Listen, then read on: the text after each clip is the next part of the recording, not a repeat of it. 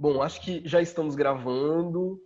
Antes de mais nada, eu gostaria de agradecer imensamente a presença do professor Siddhartha e do professor Wagner na banca do candidato Vinícius Agostini sobre o seu trabalho de conclusão de curso, né, intitulado Da Invasão Territorial ao Controle dos Corpos, as raízes racistas das políticas de segurança pública no Brasil. Eu já adianto que devo estar tão ou mais nervoso que o Vinícius nessa banca, afinal, é a primeira banca do Vinícius, né? A primeira graduação do Vinícius, e também a minha primeira banca, quer dizer, o meu primeiro orientando que se forma. Então, enfim, é um momento tenso, diria, para ambos, né? Espero que mais para o Vinícius que para mim, mas não saberia garantir. De todo modo, como é que eu pensei em proceder? Eu vou passar a palavra para o Vinícius para que ele apresente muito brevemente o trabalho dele, inclusive para a audiência, né, outras pessoas aqui além da banca, né, convidados dele e tal. Então, ele fizesse uma breve apresentação de 10 a 15 minutos da pesquisa que ele desenvolveu. Depois eu passo a palavra aos professores, primeiro para o professor Siddhartha, depois para o professor Wagner, para que façam as suas arguições. Aí, bom, acho que fica a critério de vocês. Vocês preferem que o Vinícius responda as duas arguições ao final, ou se a cada uma das arguições a gente separa um tempinho para que ele responda. Vou deixar a critério dos professores como a gente vai pensar nessa dinâmica, né? Aí, ao final da arguição, a gente vai pedir licença para os demais, né, inclusive para o Vinícius, que se retirem da sala para que a gente possa deliberar a nota, e em sequência a gente chama de novo o Vinícius para definir se ele foi aprovado ou reprovado, né, se ele vai ter que refazer o TCC ou não, né. Enfim, eu agradeço muitíssimo a presença de todos e já passo a palavra para o Vinícius para que ele, enfim, muito sucintamente apresente a pesquisa. Posso começar então? Estou autorizado, professor? Ok. Bom, inicialmente, então, eu gostaria de agradecer aos presentes aqui, em especial aos membros da Câmara. Tem um áudio. Você consegue cortar, professor?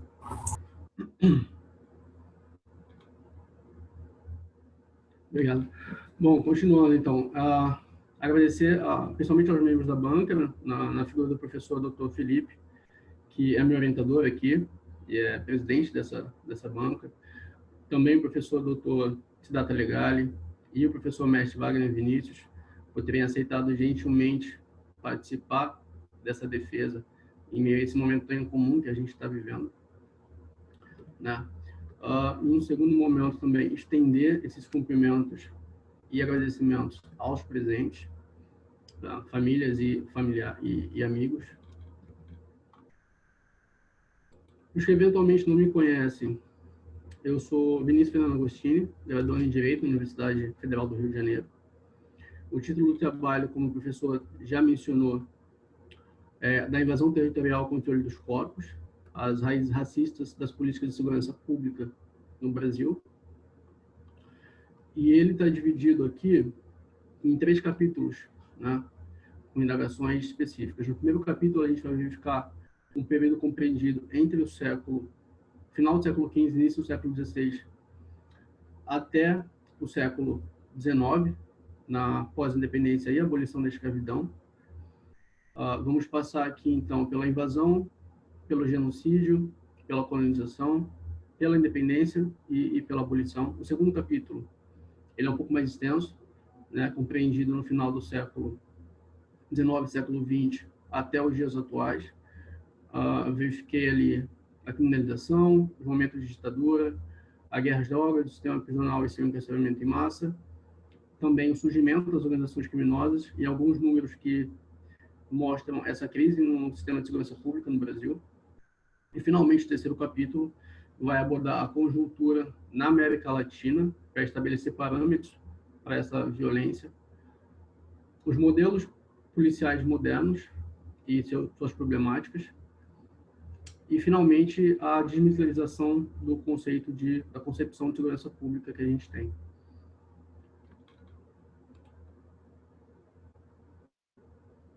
Professor, só uma questão, para colocar o slide aqui na tela, é o senhor que faz?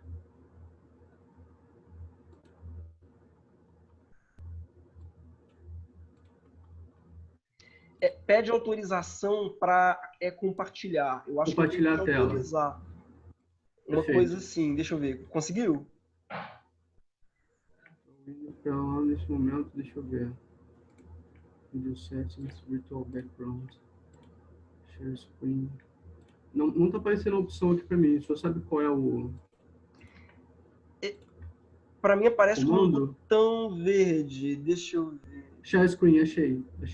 Sim. Ok. Então, eu vou colocar aqui. Por favor, confirma o recebimento. Perfeito. Os senhores estão conseguindo acompanhar, então? Sim. Eu estou. Perfeito. Bom, então, como eu disse aqui, a gente teve a invasão, né? O título. O questionamento proposto inicialmente, então, é qual a influência dessas estruturas racistas estabelecidas durante a invasão da América no final do século XV e início do século XVI e foram perpetradas até os dias atuais, né, nas políticas de segurança brasileiras. Os objetivos, muito sucintamente aqui, são, primeiro, analisar o período da invasão, genocídio e subjugação entre esses séculos, mapear, então, no segundo capítulo, as influências dos mecanismos e do controle e repressão criados, e abordar, finalmente, as hipóteses de mitigação, propondo soluções e adoção de políticas para reestruturar esse cenário. A hipótese aqui é se o racismo sistêmico ou estrutural moldou as relações de poder nos tópicos analisados. A metodologia utilizada no desenvolvimento desse trabalho foi baseada numa pesquisa qualitativa de caráter exploratório, com realização de pesquisa e consulta bibliográfica de momentos históricos clássicos, contemporâneos, coleta de dados interseccionais, no sentido de poder abranger de uma forma mais profunda e significativa esses debates, que eu acho que de outras formas poderiam ser um pouco mais rasos. Então a escolha foi por isso. Então nós vamos aos resultados encontrados no desenvolvimento e na produção. Primeiro, que a segurança pública e o racismo estão intrinsecamente ligados, né? Verificamos isso como? No sentido em que a segurança pública foi construída ao redor dessa problemática da manutenção do poder nas mãos da burguesia rural e dos latifundiários no Brasil colônia. E a gente vê isso, por exemplo, na criação da GRP, a Guarda Real de Polícia da Corte, que foi fundada em 1809, um ano após a Corte Real Portuguesa chegar ao Brasil, fugindo, né, de Napoleão, e em que cujo brasão nós verificamos a coroa portuguesa no topo, duas armas de fogo ladeando um pé de cana-de-açúcar e um pé de café. Mais autoexplicativo que isso é impossível. Ela hoje é a Polícia Militar do Estado do Rio de Janeiro e o brasão se mantém, né? No período de independência, então, a gente verifica que não houve abolição da escravidão, não houve uma ruptura com a matriz colonial, ao contrário da América Hispânica, e então a gente vê que as estruturas se mantiveram. Tanto que, no pós-abolição também, já em 88, a gente verifica que não houve nenhuma tentativa de reparo a essas comunidades e nem de acolhimento a esses novos cidadãos, né? Que durante 300 anos lhes era negada a humanidade, então nesse momento eles são humanos, são cidadãos, mas eles estão livres para viver à margem da sociedade. Essa é uma coisa que a gente vai ver a consequência, por exemplo, hoje em dia no Brasil do século XXI, com 8 em cada 10 pessoas que estão em situação de rua são negras, né? Continuando, então, passando pelas ditaduras, a gente vai verificar no Estado Novo de vagas, entre 38 e 45, um período intenso de violação de direitos, para a gente ter uma ideia, além de fletar com o fascismo, né, uma coisa reconhecidamente do Vargas, nós tivemos a criação da Lei de Segurança Nacional, do TSN também, né, o Tribunal praticamente de exceção, que levou à prisão de mais de 200 mil pessoas em 38 e 45, e do DESPS. Já no mesmo contexto, mas em 64, com a ditadura militar, nesse caso, empresarial militar, nós vamos verificar, então, um recrudescimento ainda maior dessas violações de direitos, na figura do departamento do DOPS, por exemplo, do DOI-CODE também. As populações nativas originárias passaram de uma visão de protetores das regiões fronteiriças para inimigos internos de Estado, caracterizando, então, o problema de segurança nacional, portanto, podendo ser criminalizadas e investidas contra e monitoradas. Nesse mesmo período, a gente tem um etnocídio de mais de 8 mil indígenas. Em relação à comunidade negra, a gente vê esse mito da democracia racial sendo instigado pelo governo e combatido por essa comunidade, pelos seus líderes, de forma que o que o governo faz é monitorar essas pessoas, até perseguir elas, para evitar essa desmistificação, né? O encarceramento em massa vem, então, também como consequência desses períodos, e a guerra às drogas, no sentido em que a guerra às drogas é instituída pelo Nixon em 70. Ela é militarizada pelo Reagan, depois do Nixon, e ela já surge associada muito a colocar substâncias ilícitas diretamente ligadas a comunidades específicas, né? Nos Estados Unidos, o movimento anti-guerra e a comunidade negra eram vistos como inimigos, então eles associam a maconha aos anti-guerra e a cocaína aos negros. O Brasil importa essa guerra, então, numa forma de legitimizar, portanto, essa criminalização e a perseguição desses movimentos.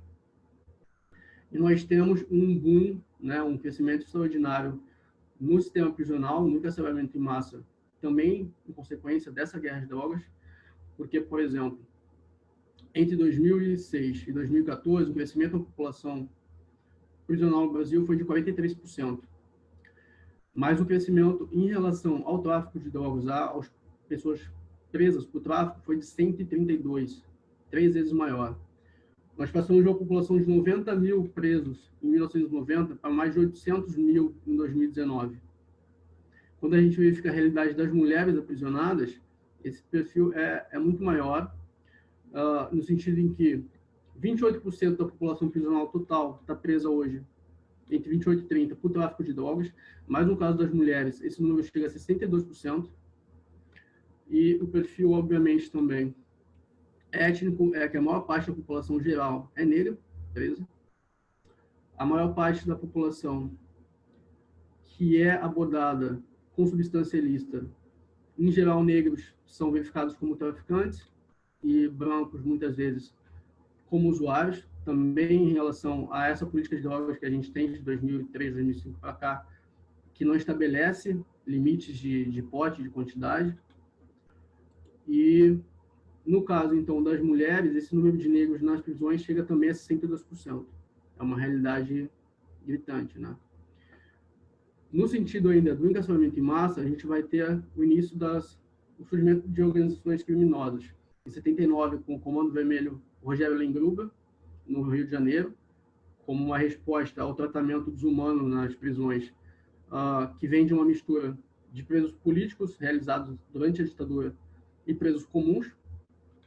E em 93, após o massacre do Carandiru, a gente tem em São Paulo a criação do PCC, o primeiro comando da capital, hoje a facção mais poderosa do mundo, provavelmente. Ainda nas organizações, a gente vai ver a criação, então, das milícias, que, ao contrário das facções, são formadas por agentes ou ex-agentes estatais dos modelos de segurança pública, entre policiais militares, bombeiros e agentes penitenciários. Eles surgem com um discurso, né, ao contrário das facções que querem proteger os presos do sistema, de proteger a população das facções e do tráfico de drogas. E seu principal capital hoje é o capital político, sua venda de capital político, porque eles elegem pessoas, né? A gente vê isso muito relacionado ao assassinato da própria Marielle, que foi um dos motivos para eu iniciar essa pesquisa. E As estruturas de poder que eles conseguem controlar chegam desde vereadores, deputados, senadores, até o que a gente vê hoje estabelecido no poste do presidente da República do Brasil, né? Já no final, então, no terceiro capítulo de resultados, a conjuntura da América Latina hoje é que essa é a região mais perigosa do planeta. Nós temos 43 a 50 cidades mais violentas do mundo. A principal causa de morte externa aqui, com 52%, é homicídio puro e simples. E o Brasil tem um papel significativo nesses dados, né? Quando a gente verifica que esses confrontos, muitos deles são causados por essa guerra às drogas, entre combates entre cartéis e governos, e que, por outro lado, nas últimas 2 décadas, nós tivemos um aumento de 50% no consumo de substâncias ilícitas no mundo, a gente verifica que esse modelo não só fracassou, como ele é ineficiente em todos esses aspectos.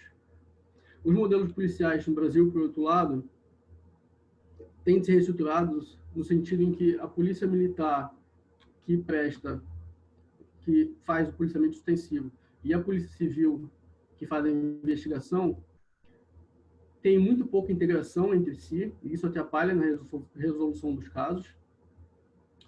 No mesmo sentido, a polícia brasileira hoje é a que mais mata e mais morre no mundo, tem pouco treino, o soldo é baixo, e não há um foco na polícia comunitária e na polícia de prevenção, que, se realizado, seria provavelmente uma mudança muito grande no nosso sistema.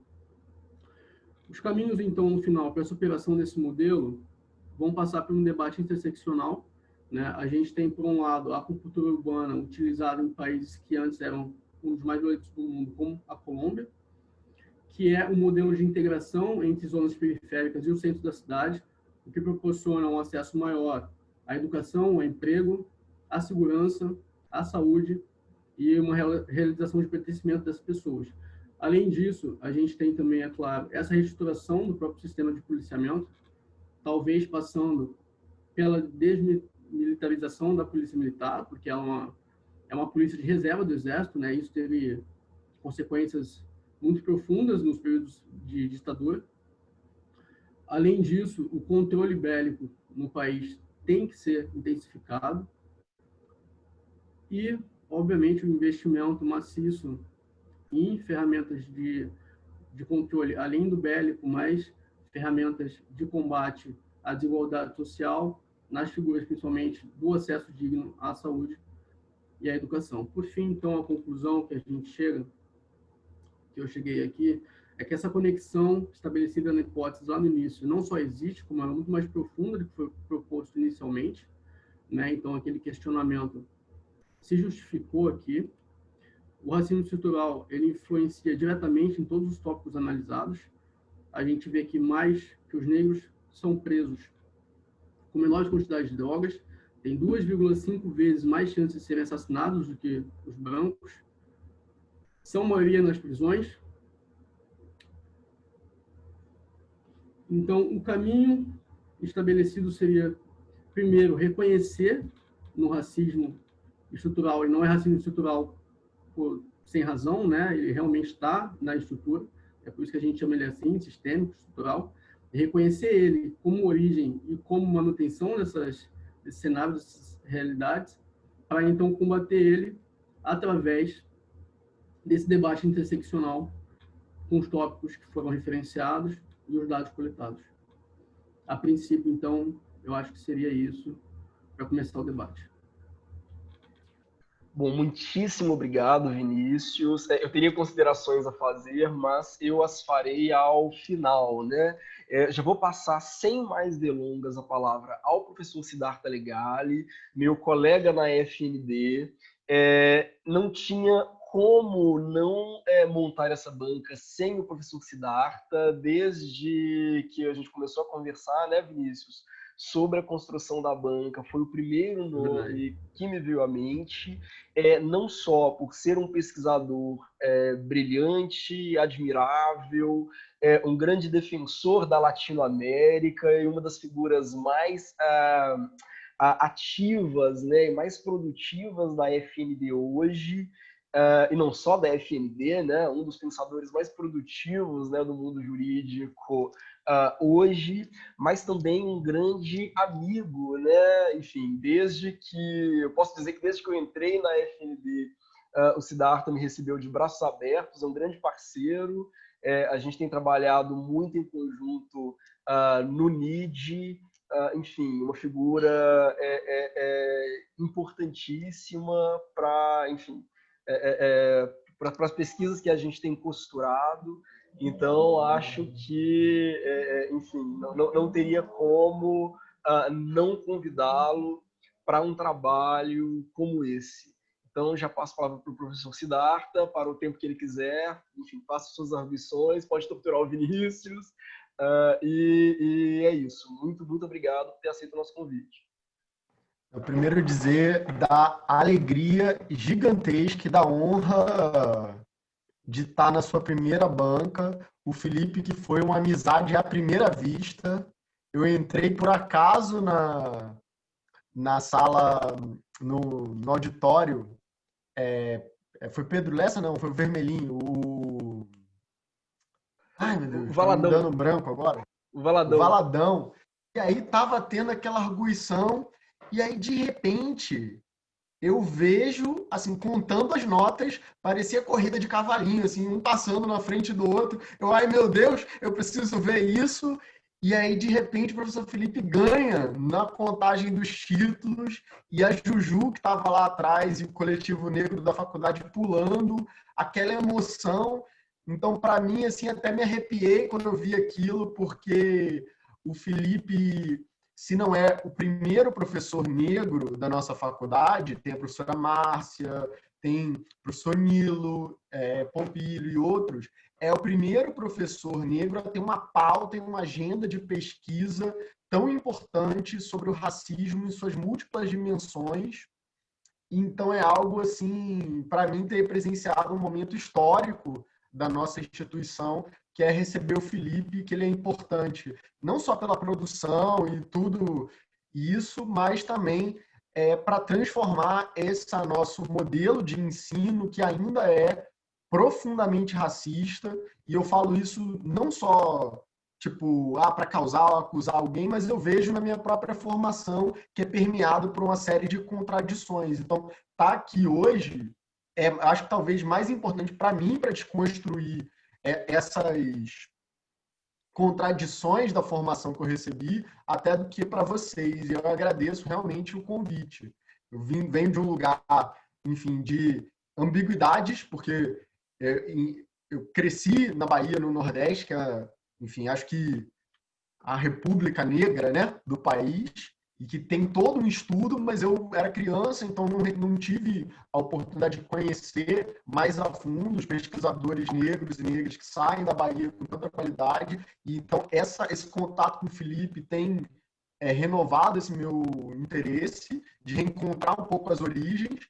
E claro que não se compara, mas os nordestinos aqui no Sudeste sofrem muito preconceito. Claro que a pele não é um identificador imediato, tanto que meu sotaque sumiu, e eu só fui me dar conta disso na faculdade, em contato com o Felipe, com a Juju, de como que a gente é podado até na língua, né? Então, assim, eu acho que eu acabei adotando, por conta desses espaços racistas, a começar da escola que eu estudei, acabando um pouco essa visão do opressor, e a gente precisa desconstruir isso para construir um ambiente mais plural, porque é bom para mim, é bom para você, é bom para todo mundo. A gente cresce, expande nosso mundo, vê outros espaços. Estudei num colégio católico, e esse colégio católico vocês estão cansados de ver as questões racistas até da menina Fatu, que aconteceu, e não era muito diferente. Então, acho que dentro do meu lugar de fala, me cabe também conversar com essa branquitude e rever minha formação. E eu busco isso desde a graduação. Eu fui ler, por exemplo, o Casa Grande Senzala, do Gilberto Freire, o Nabucco, do abolicionismo, textos que na nossa graduação não eram debatidos. O Joaquim Barbosa, que era uma exceção na política de cotas, e eu me achava super progressista, porque eu estava rompendo aquela cultura formalista e legalista. Só que quando eu vejo o debate que o Felipe faz, eu olho como que eu estou atrasado ainda. Tipo, e como que eu tenho feito um esforço de ler e de aprender, e realmente eu sou muito fã do trabalho que vocês estão fazendo no Cerco, porque eu acho que não adianta só tratar o negro como objeto, que é isso que Gilberto Freire, o Florestan Fernandes, que são os autores, e a própria Lilia Schwartz, mergulhada nessa polêmica recente aí com a Beyoncé, enfim, que eu amo a Beyoncé de paixão, enfim, desde Halo, enfim, e If I Were a Boy, né? Enfim, mas em que pese isso, esse é um processo de desconstrução que vai ter essas contradições, como da própria Lilia, em mim, mas eu acho que a convivência e o afeto são transformadores. Então, essa banca também está permeada por esse afeto que vem me transformando e nos transformando enquanto instituição nesse sentido. Lembro de várias conversas com amigos que eram contra a política de cotas e eu falava, olha, não é possível que você não consiga enxergar que nós só temos 4, 5 professores negros da FND de 100. Isso é uma apartheid, isso é inadmissível. E isso gera problemas não só de inclusão, que são importantes para o movimento negro e para a população negra, mas para todo mundo. Por exemplo, temas como da monografia do Vinícius de Segurança Pública eram raríssimos há 10 anos atrás, mesmo a gente estando num estado violentíssimo. Eu perdi, por exemplo, um irmão que foi assassinado quando foram roubar o carro dele quando ele voltava do trabalho. Então, a violência policial está ali, permeada na nossa cidade, tem um relato em primeira pessoa. Eu, quando estava dando aula na FND, entrou um dos guardas que pediu ajuda financeira para poder voltar para o Nordeste, porque a filha dele estava sendo ameaçada de morte porque não quis se envolver com um traficante. Então, a gente tem esses exemplos. Eu me lembro de chorar dessa aula, eu não consegui. Assim, eu chorei na frente da turma, foi até um negócio meio assim, eu me senti até envergonhado, a timidez, assim, mas esse é um tema, Vinícius, seu super importante, mas há 10 anos atrás a gente estava discutindo a dignidade da pessoa humana em abstrato, o neoconstitucionalismo, a judicialização, direito comparado, enfim, temas de mais interesse da branquitude, de fazer um turismo acadêmico e ir na Europa, etc., do que lidar com dilemas cotidianos. E aí, dentro desse meu lugar de fala aqui, eu parabenizo imensamente essa virada que você deu. Quando eu vejo você trabalhando com marco teórico como o Dúcio, me encanta, porque eu venho da Federal Fluminense, que é um berço aqui no Rio e uma referência em assuntos sobre a América Latina. O programa de pós-graduação foi fundado, entre outros professores, pelo professor Eduardo Val, que é argentino, e desde então, desde 2011, eu sou o aluno 01 da turma 01, o primeiro colocado no mestrado, o primeiro aluno da turma. Não fui o primeiro a defender, porque a vida tem as nossas dificuldades, mas o professor Adriano Correia, que, salvo engano, é a professora Ilana, que talvez tenha sido sua professora também, foram um dos primeiros a defender, se não os primeiros. E tem pesquisado esse tema. De modo que ver esse cruzamento com a América Latina também me alegra muito por poder revisitar as minhas origens ufianas. Inclusive, esse mêstre, a gente está lançando esse livro, o Felipe falou de Produtivo. Estamos aí com a professora Carolina Cirilo, que coordena o SUD, que é o Constitucionalismo Sul-Americano, e eu, o Adriano e a Cirilo, a gente organizou e eu vou oferecer uma disciplina eletiva com esse recorte em América Latina, de modo que vai ser muito bom. Eu vou evitar ao máximo fazer considerações de forma, vou focar mais em questões de conteúdo, mas ainda assim eu queria dar uns toques muito pontuais só para te dizer assim, olha, eu li, prestei atenção, mas não quero te pentelhar com questões formais. Então, no primeiro ponto, você coloca lá o Carl Smith com DT. São 2 T's, na verdade, a maneira de escrever. Depois dá um Ctrl L e corrige. E para a gente falar do mal, vamos falar corretamente, enfim, porque eu acho isso bizarro, assim, como que a nossa concepção de Constituição em sentido político ainda é predominantemente decorrente de um autor nazista que descreve o espaço, como você muito bem explicou, do News Público Europeu, como um espaço de eliminação da diferença e das minorias. Então, isso é muito importante, essa crítica do ponto de vista do direito constitucional, e essa importação à crítica, acho que gera esses problemas também. O segundo é que você coloca, em algum momento, assim, o pé de açúcar numa citação. Na fala, você até corrigiu o pé de cana de açúcar. Eu queria ver essa árvore toda de açúcar, meio Willy Wonka e a fantástica fábrica de chocolates aí, mas brincadeiras de lado, só para descontrair, quebrar o nervosismo, dá uma revisadinha nisso também. E a última consideração formal que eu tenho é no seu resumo em inglês, você coloca assim, the work has, tarará, você pode usar thesis ou dissertation ao invés de work, porque o work é trabalhar, né, o verbo, e não o trabalho no sentido acadêmico que a gente usa. Ao invés do has, do ter, você pode usar o broads, que é tipo aborda ou trata. Eu acho que fica mais legal, mais interessante. Isso tudo é bobagem, você não precisa me responder, não perde tempo com isso, mas é só para te mostrar que eu li com bastante atenção. Passando a aspectos de conteúdo, eu anotei aqui, deixa eu pegar o roteiro para eu não falar fora de ordem e não me perder. O primeiro ponto que eu queria abordar é no seu marco teórico, eu senti falta da Lélia Gonzalez. Eu dei um Ctrl+L, eu não localizei. Acho que no seu trabalho isso não é um mero assim, gosto ou não gosto tal autor, faltou isso, você abordou tanta coisa legal, sabe? Mas não é nesse sentido de bibliografia infinita que é natural que alguém que fez um mestrado, doutorado, estudou uns 6 anos a mais, veja livros que você não viu, ou mesmo quem tem um olhar diferente, se outra pessoa da graduação for ler teu trabalho, vai ter outras referências. Mas não é nesse sentido de, cita fulano. Mas acho que o trabalho da Lélia, que tem uma categoria que eu acho genial, que é o América Latina, enfim, essa América Africana, que tem tudo a ver com um recorte que você quer colocar e trabalhar. Então, de essa política de segurança pública genocida. Já que você trabalhou a Angela Davis, uma autora negra, norte-americana, que tem uma crítica intensa às prisões, que sai dessa teoria crítica que o professor Felipe está organizando até um dossiê agora da revista Direito e Praxis da UERJ, super interessante. Eu acho que valia a pena também trabalhar as autoras negras latino-americanas, em especial porque essa categoria tem tudo a ver e daria a base teórica para você mostrar, olha, a América Africana está sendo e continua a ser excluída dos seus espaços. Eu olho assim, descrevendo isso como que eu sinto no meu dia a dia, a partir do meu lugar de fala, por exemplo, a primeira vez que eu fui num terreiro na vida foi em fevereiro. Eu sou ateu, mas me convidaram, eu vou de peito aberto, porque eu sou um ateu não praticante, como eu gosto de brincar.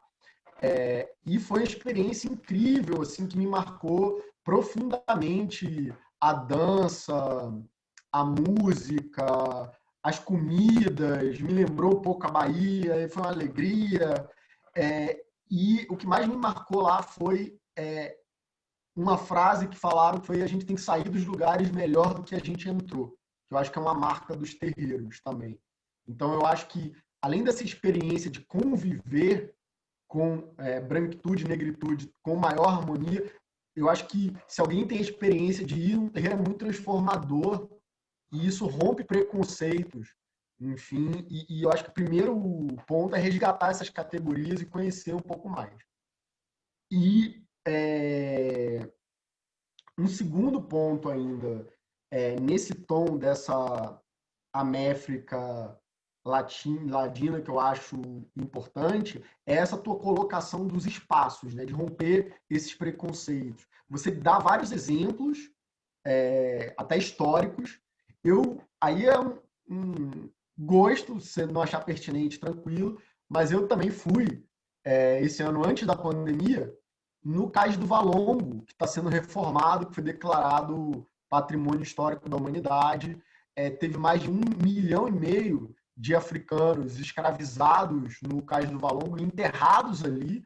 Então, o porto esconde um fundo dele que retrata essa história que estava sendo apagada e literalmente soterrada. Então, eu acho que talvez assim, ter uma imagem visual, em especial para uma monografia, sobre território e a questão do racismo no Rio, valeria a pena você ter, pelo menos, alguma menção a esse controle dos corpos e esse ocultamento, esse encobrimento que você usa do Dussel. Eu acho que, poxa, no caso do Cais do Valongo é material. Foi soterrado e só agora está sendo desvelado, digamos assim, e ainda precisa de mais divulgação, porque era algo, por exemplo, eu que sou professor universitário, gosto disso, tenho interesse, eu não conhecia nesse grau de detalhe, só esse ano que eu fui visitar, ver, e eu acho que tem a ver com as raízes racistas que você coloca no seu título da segurança pública no Brasil, quer dizer, que começa desde ali, na política de ocultamento literal desses espaços e foi o principal porto de entrada e de escravização de negros no Brasil. Essa magia encantada das ruas, para pegar a expressão do Luiz Antônio Simas, que você citou também, que gostei bastante, faz com que a gente rompa um pouco essa tradição academicista de só ver a vida através de livros. Então, nesse caso, a rua tem uma magia também de ser uma verdadeira biblioteca, de livros com os corpos, com o enterro, com as pedras, etc. Então, recomendo, imagino que você fez uma visita, ou se você não fez ainda, que faça, ou se puder relatar, seria muito interessante. Eu gostaria de ver um trechinho, pelo menos um pouquinho maior em relação a isso. Então, esse é meu primeiro ponto. O segundo ponto que eu tenho para colocar é em relação a o debate sobre segurança pública. Gostei muito da maneira que você abordou, estou 100% de acordo com você quando você trabalha a questão de uma nova perspectiva de segurança pública. E aí eu tenho algumas contribuições ou troca de ideias a fazer para você. Tipo, você coloca forças policiais modernas. Não sei, talvez o moderna possa levar a ideia de modernidade, que gera um modelo austríaco militarizante de segurança pública. Eu gosto muito de uma categoria que o professor Cláudio Pereira de Souza Neto faz, que é a diferença entre segurança pública com combate bélico versus segurança pública com serviço público para a proteção de direitos humanos fundamentais. Depois eu posso te passar esse texto, se você quiser, um comentário ao artigo 144, ele até explica cada uma das polícias como um todo e as diferenças entre elas, mas essa dicotomia que ele faz entre segurança pública como combate bélico e como segurança pública para direitos fundamentais, eu acho que é muito importante. Porque, em especial aqui no Rio de Janeiro, onde a gente teve já 4 governadores e ex-governadores presos, é essencial porque você mostra essa relação entre corrupção, entre as forças policiais que querem oprimir um certo grupo para manter seus privilégios.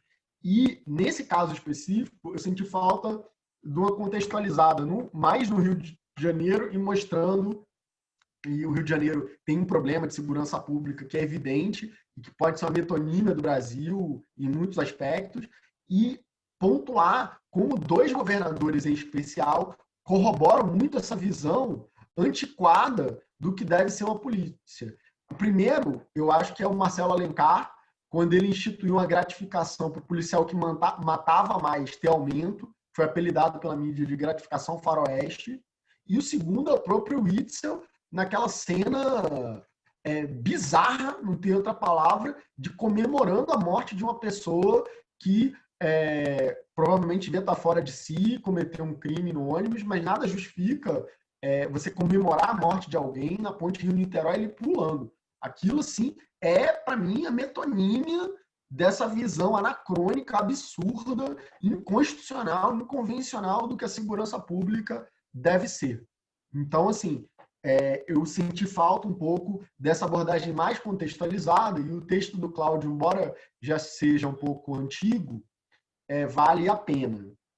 E o Cláudio Pereira, que é professor de Direito Constitucional da UF, foi meu orientador na graduação, fui monitor há muitos anos também, gosto muito do trabalho dele. Depois, outros orientandos dele pesquisaram esse tema. A Kelly Felix tem uma dissertação muito boa sobre a autodesresistência, que é um tema que você investiga na sua monografia, você cita, en passant, ela faz até uma radiografia empírica, é uma dissertação pelo PPGDC.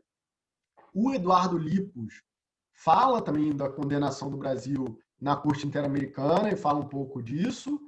E o Taiguara Líbano, ele fez a monografia sobre o Caveirão, ele fez um TCC e uma tese, pela PUC, a tese, sobre autodesresistência, também com a base empírica, e hoje ele é professor da graduação e do mestrado lá da UF, e ele trabalhou na Comissão de Combate à Tortura da Alerj, de modo que um trabalho tão instigante, importante, em termos individuais, coletivos, institucionais e para o país, eu creio, pelo esforço e pelo conteúdo sensacional que você apresentou, que você, se não tem o interesse em ir para o mestrado, deveria desenvolver isso lá, e eu acho que talvez possa ser um espaço interessante, que talvez seja um ponto cego seu, porque como é um mestrado de direito constitucional, você talvez não tenha prestado atenção para esses estudos pontuais que estão acontecendo lá. E, além disso, a UF tem uma graduação em segurança pública e tem um instituto que foi coordenado pelo Cante de Lima sobre segurança pública, que chama INEAC. O INEAC tem dedicado toda uma linha de estudos em relação a isso.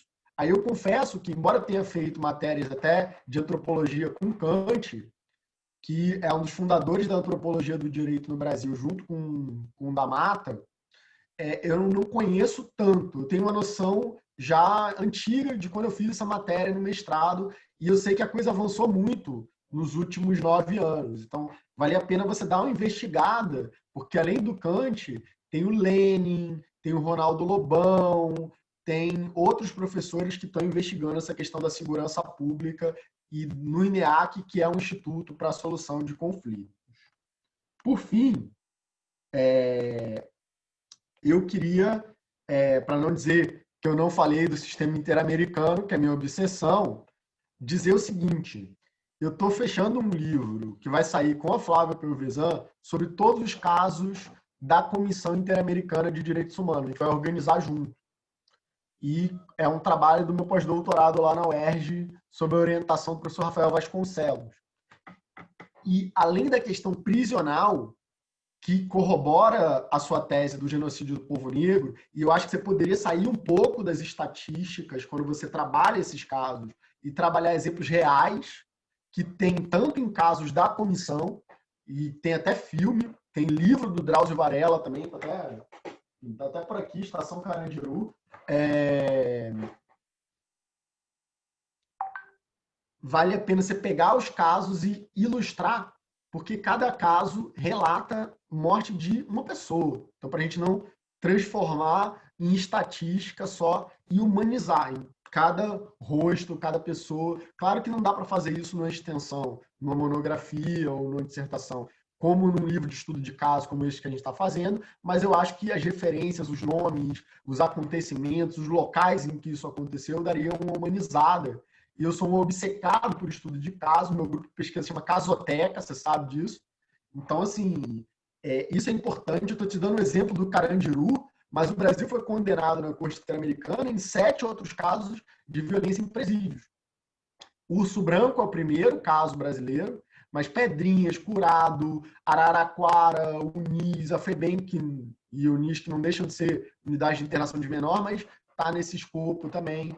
E a maior parte da população nesses institutos de privação de liberdade das pessoas envolve a população negra, como você bem destacou quando você trabalha com a Angela Davis, as políticas de combate às drogas, que foi sensacional, mas eu acho que você podia avançar um pouco a partir desse diálogo.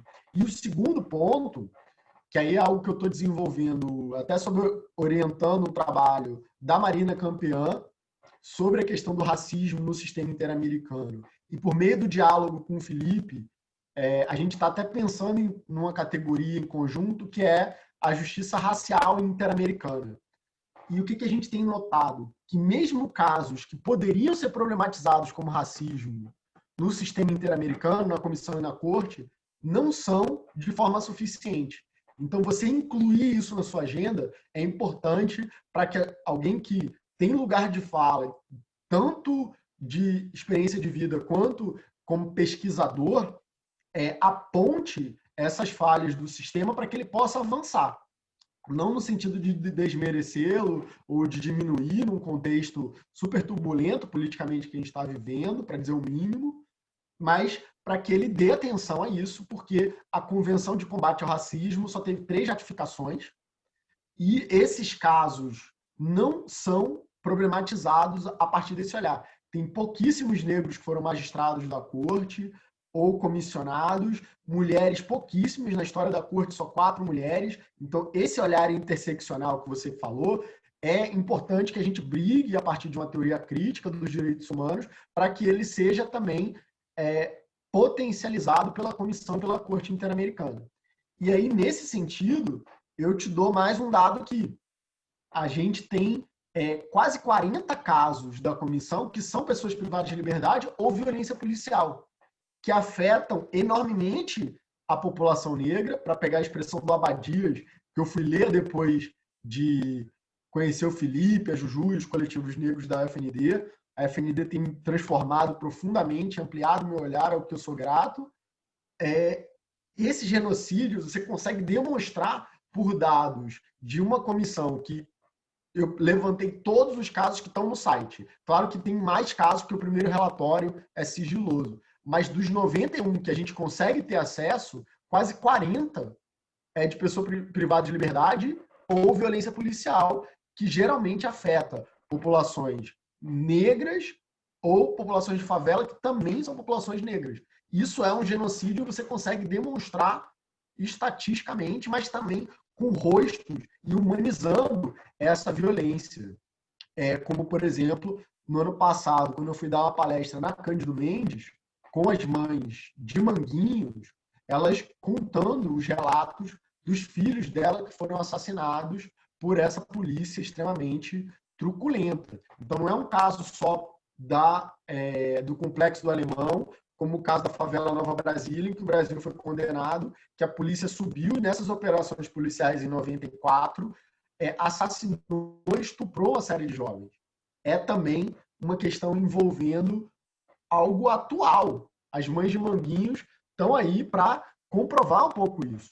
Então, nesse sentido, a gente teria casos do Alonso Eugênio, do Aloysio Cavalcante, do Robson William, do Wallace Almeida, do Flávio Mendes, do Michael de Souza, do Almir, do Sidney Silva, do Edivaldo Barbosa, do Gerson Mendonça. Quer dizer, só para citar alguns nomes aqui, para ver que essa violência não é um percentual. É realmente um genocídio do povo negro e das pessoas que poderiam estar construindo brilhantemente o nosso país e nossas instituições e não estão, porque estão sendo massacrados. Então, assim, eu fiz questão de citar o nome para a gente ter esse relato nesse sentido. E tanto a comissão quanto a corte não enquadram os casos de presídio ou os casos de violência policial, em regra, como racismo. E eu acho que é uma demonstração clara de racismo institucional da própria comissão e da corte não fazer isso. Então, eu queria te ouvir o que você acha sobre isso e que te provocar para que você incluísse um pouco mais essa questão nas suas reflexões. Porque acho que a comissão e a corte precisam avançar e isso retroalimentaria essa necessidade de um modelo de segurança pública que preze por direitos humanos fundamentais. Quando a comissão e a corte é omissa e não faz isso, isso acaba, não digo legitimando, mas tornando mais fácil que essa política de combate bélico da segurança persista. E com isso, assim, eu encerro minha fala, são mais provocações para te ouvir. Então, em primeiro lugar, o que você acha? Você acha que eu poderia enquadrar isso como racismo institucional? Eu fiz essa pergunta até a orientanda que resumiu os casos de violência policial, e ela falou que só achou referência a racismo nesses 20 casos de violência policial em 2. Então, eu fiquei meio de cabelo em pé, assim. Então, queria te ouvir falar um pouco mais, em especial, sobre isso. Dito isso, encerro minha fala e devolvo a palavra para o professor Felipe. Bom, Siddhartha, muitíssimo obrigado pelas intervenções, brilhantes como sempre.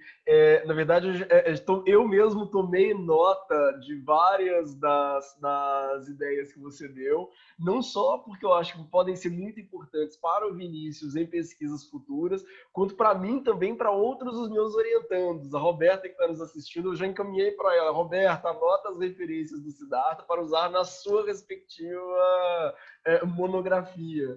Acho que vai ser extremamente importante para o cerco como um todo, para a nossa equipe. Enfim, para mim, sem sombra de dúvida. Assim, tomei nota de várias coisas que você disse, aprendi muitíssimo. Eu já vou passar a palavra para o Wagner. Eu acho que a gente pode fazer as arguições em bloco e depois a gente passa a palavra para o Vinícius, que aí ele responde tudo em conjunto. Pode ser, Vinícius? Mas então vai anotando. Eu também estou anotando aqui para você. Qualquer coisa eu te mando. Bom, dito isso, queria passar a palavra para o professor Wagner, um jovem pesquisador absolutamente brilhante da FNB. Tive o prazer de conhecê-lo em um evento organizado pela professora Ana Paula. Desde então, tivemos a oportunidade de dividir mesa em alguns momentos. Wagner, nessa pandemia, escreveu, aliás, uma das coisas mais interessantes que eu li sobre o coronavírus e sobre necropolítica. Compartilhei com um monte de gente. Então, uma figura muito incisiva para debater a questão racial, a violência policial e racismo de Estado no Brasil. Enfim, tem enriquecido muito a FND e, de forma geral, enriquecido muito. Enfim, tenho aprendido sempre muito com ele, lendo, dialogando, enfim. É um enorme prazer tê-lo aqui na nossa banca, né? Enfim, é uma honra enorme. Aliás, o Wagner já se antecipou e encaminhou uma série de observações para o Vinícius já no início da semana. O Vinícius, professor, o que eu digo? Eu falei, bom, espera até a banca para que, enfim, a tortura seja um ritual público, né? Bom, mas sem mais delongas, já passo a palavra para o Wagner. Agradeço imensamente também ele ter aceito o convite. É um prazer tê-lo aqui conosco. É isso. Vocês estão me ouvindo bem? Agradeço muitíssimo a oportunidade, fico extremamente honrado. Agradeço, em primeiro lugar, ao convite do professor Felipe Oliveira, uma satisfação poder compartilhar demais esse espaço virtual. Nas mesmas pegadas, cumprimento ao professor Siddhartha Legale, nós já tivemos a oportunidade de encontrar na SIAC, da oportunidade também da qual estava o professor Felipe. Foram reuniões bastante profícuas, bastante densas, e eu queria já, na sequência, também cumprimentar ao candidato Vinícius, dizer que é um trabalho que foi muito prazeroso de ler, até que eu me antecipei, o professor Felipe já viu, já antecipou aí, foi muito, efetivamente foi muito bom. Cumprimentar a todas e todos os presentes que nos honram com a sua audiência, isso é importante. Dizer que eu estou aqui também, sendo uma responsabilidade muito grande, falar depois do professor Siddhartha, me coloca aqui numa saia justa, imerecida, né? Então, por gentileza, não tomem em comparação as falas, por favor, não façam essa covardia, né? Deixa para mais em breve. Dizer que eu também aprendi muito, tomei várias referências aqui, do tema que o professor Siddhartha conhece tão bem. Não vou poder explanar com a profundidade que ele colocou, inclusive até já tinha colocado aqui o Roberto Cante de Lima como uma sugestão para complementar. Efetivamente é um trabalho, são trabalhos muito densos do professor Cante e vale muito a pena. Mas o professor Siddhartha comentou algo que eu achei muito interessante, que é importante para a academia tentar sair um pouco dos lugares comuns. E para tentar fazer isso, um esforço, eu queria chamar aqui a atenção de algo, e também baiano, né? Um rapper chamado Baco Exu do Blues. Não sei se vocês conhecem. Ele tem um álbum maravilhoso, né? Um álbum lançado em 2018, cuja faixa título leva o nome do álbum, que é Bluesman. Ele tem uma pergunta que, se traduzida para termos acadêmicos, vou fazer uma tradução aqui, porque as palavras que ele usa não cabem aqui nesse momento, mas o conteúdo, sim, a essência, sim, a ideia vale muito. Se eu tivesse a brutalidade de resumir o seu trabalho em uma frase, eu mandaria escutar esse trecho do álbum Bluesman, que ele pergunta quem você considera bandido ou prostituta? E a partir dessa resposta, se essa pergunta é direcionada para o Estado, e ele vai dar a resposta e criminalizar e reprimir essas condutas a partir daí. Então, acho que a gente não tem a pretensão de competir com a arte, é uma briga injusta, o direito não tem condição de competir com a arte, mas porque são trabalham em esferas complementares, mas operam, não em frequências, né, operam em canais diferentes, mas é muito interessante, vale a pena fazer essa intersecção. O artigo do professor Felipe comenta com isso, eu também faço uma conexão com o rap, com a própria música nigeriana, Fela Kuti, e aí vai, mas não vamos entrar nisso. Sobre a banca mesmo, inclusive as referências que você citou um colega meu, colega nosso, Diego Nunes, da UFSC, querido, e ele é um trabalho robusto e contribuiu bastante, e eu tive a oportunidade de conhecê-lo na UF, quando eu fiz meu mestrado, na banca.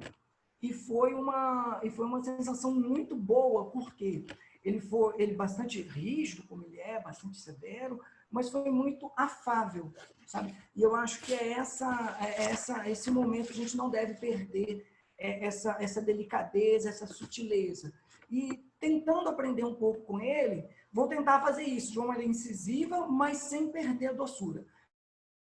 E as críticas, né, elas não são endereçadas à sua pessoa, mas endereçadas ao trabalho, no sentido de incrementar alguma coisa. Bom, eu já antecipei muito das coisas que eu já falava, ia colocar em termos de metodologia, já tornaram-se miudezas, muito em virtude do trabalho que você me enviou hoje. Não precisava de corrigir aquilo, tá? E me enviar, não precisava, né? Aquilo lá são mais provocações mesmo, algumas questões de ordem metodológica, a maioria eu não vou me ater aqui, porque eu já coloquei lá e é desnecessário. Queria nas trilhas que o professor Siddhartha colocou, queria aproveitar aqui para algo mais propositivo, algo mais provocativo, mais interessante. Mas eu queria insistir um pouquinho mais, ainda localizado na Bahia, só um ponto. Você coloca lá na página 18, a região de Porto Seguro.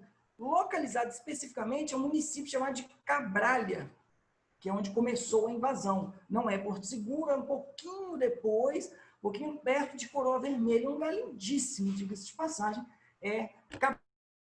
Cabralha, localizando, para terminar essas questões da Bahia, e a gente deixa a Bahia um pouquinho de lado e vamos para o que nos interessa aqui. A questão do resumo já foi corrigida, a questão do sumário também, que aí não é culpa sua, eu percebo que é mais um índice, né? Mas a gente trabalha de uma maneira, os termos de uma maneira equivocada, mas isso não tem significação aqui. A questão da introdução e da ligação com a conclusão, a apresentação de PowerPoint, ela assim, queda por completo qualquer tentativa de fazer aquilo. Diga-se de passagem, a apresentação também foi muito bem estruturada, a apresentação de PowerPoint muito propícia, mas como sempre eu falo, é uma coisa que é chatice minha. Com a medida que a gente vai passando, a gente vai ficando mais chato do que a gente já é. Eu tenho uma crítica muito ruim com latim. Latim é uma coisa que me incomoda profundamente. Em que pede você tentar fazer uma explicação, uma tradução em nota de rodapé? Eu queria, e o professor Siddhartha falou com relação à América Latina, é sempre muito importante, um sociólogo peruano, Quijano, ele vai trabalhar exatamente a questão da colonialidade entre o ser, o saber e o poder.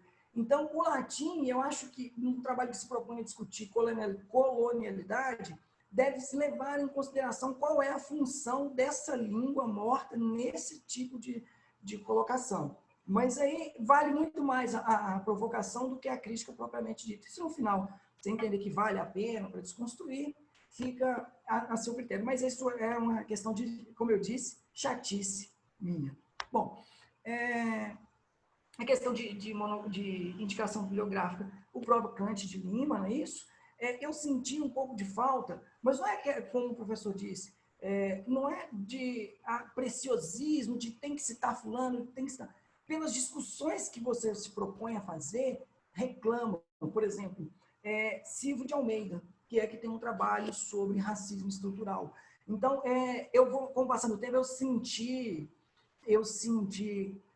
o mestre Felipe falou, Coroa Vermelha, conheço a aldeia Coroa Vermelha, maravilhosa, maravilhosa, o lugar. Já fui lá de moto, professor, que maravilha.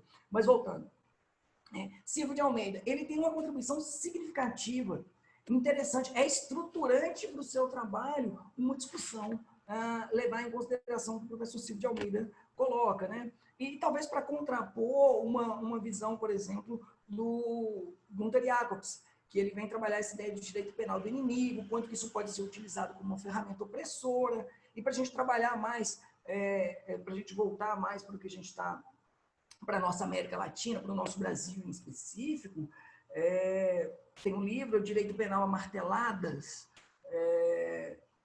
Hamilton Bueno de Carvalho, é maravilhoso também, acho, não sei se você conhece, vale muito a pena trabalhar essa discussão.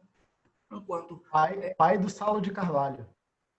Isso, tem o do Saulo também, tem o do Saulo, que é do filho dele, é maravilhoso também, vale muito a pena. Bom, mas na verdade, eu queria só fazer antes de ir para o conteúdo, parar com essas miudezas, né? Só uma fala sua no início que me chamou um pouco a atenção, você falou que não houve nenhuma ruptura em termos de escravidão. Eu acho que, eu vou discordar um pouquinho, eu acho que houve uma ruptura do ponto de vista formal. Não houve uma ruptura do ponto de vista estrutural material, mas houve uma ruptura do ponto de vista formal. Hoje ela é proibida no nosso ordenamento jurídico por força constitucional. Mas, enquanto isso se traduziu em termos de realidade concreta, aí já são outros 500, aí eu concordo contigo. Mas em termos de alteração normativa, constitucional, institucional, eu tendo a discordar, mas eu, na essência, acho que a gente está falando da mesma coisa.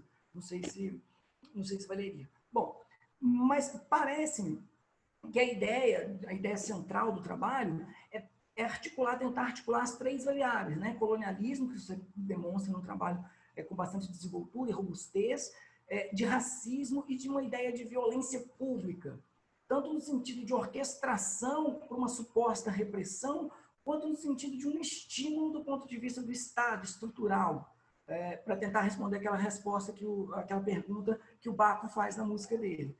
Na sequência, você aponta como 3 possíveis causas, se eu entendi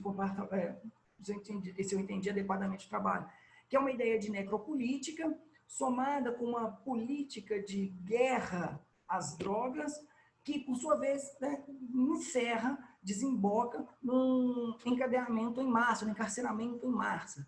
Bom, e propõe como uma tentativa de solução, é óbvio que a gente sabe que as situações são mais complexas do que isso, e não é um mero transplante, mas é uma solução, e eu achei legal que buscou essa solução em realidades próximas da nossa, né? A questão da cultura urbana, colombiana, achei bastante interessante, e traduzir a ideia de segurança pública como próxima à ideia de serviço público, de saúde pública. Achei bastante interessante. Mas eu queria colocar um pouco em xeque a capacidade disso resolver os nossos problemas estruturais e estruturantes.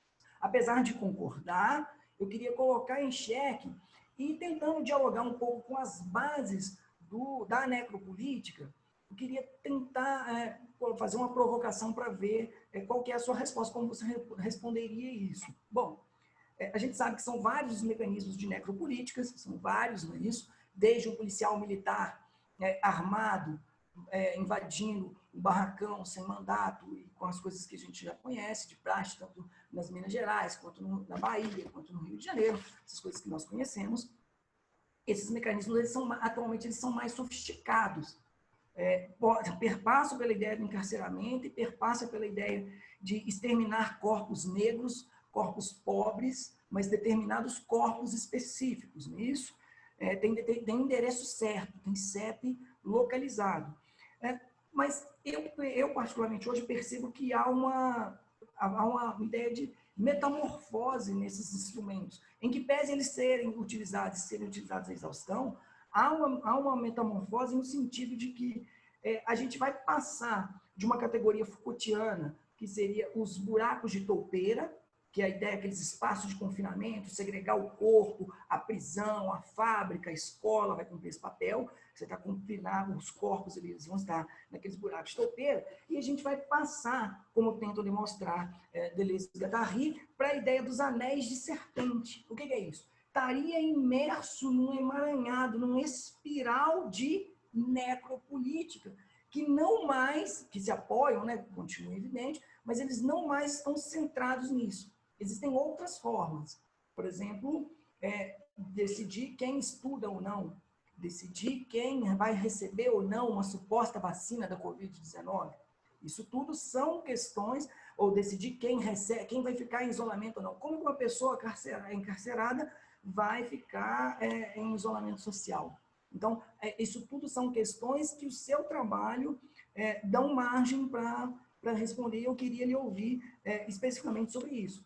Como que você enxerga o movimento de mutação dessas políticas, dessas necropolíticas, que não estão mais centradas na ideia da eliminação, não apenas, né, na ideia da eliminação e do encarceramento, mas como que isso pode ser metamorfoseado, como a gente consegue perceber, e principalmente, se a acupuntura urbana ela daria conta.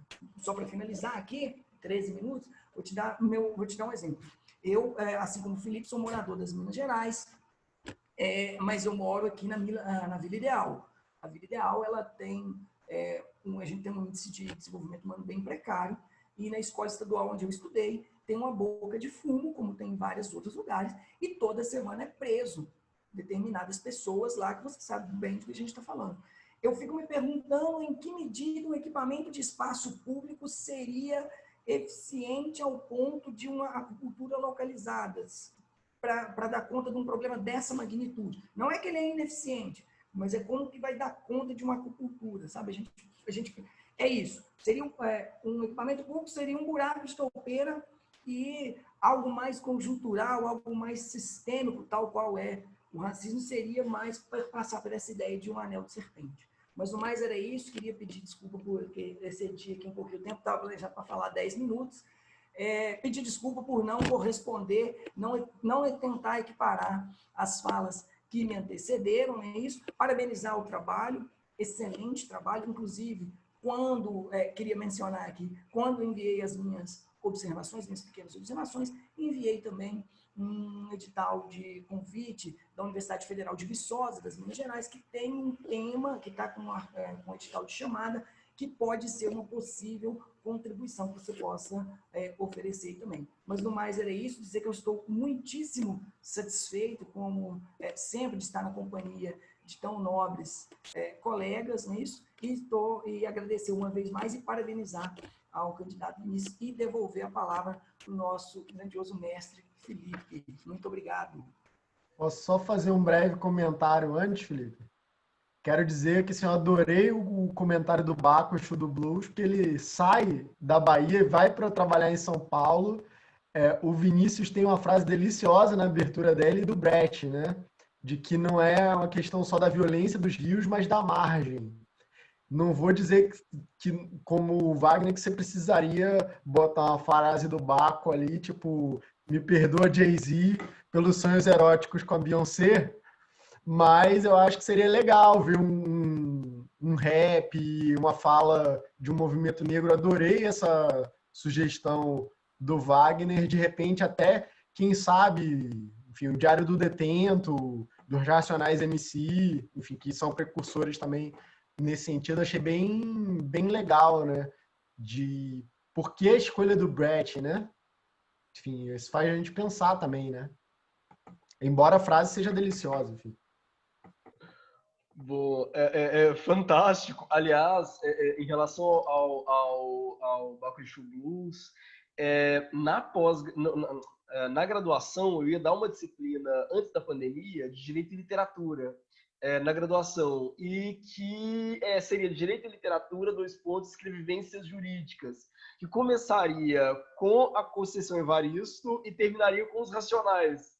mas tentando pegar essas obras, Racionais MCs, Backstreet Blues, enfim, eu quero ser aluno, a proposta era um pouco essa, assim, a pandemia infelizmente impediu, né, de como... Já tem 2 alunos matriculados. Fantástico.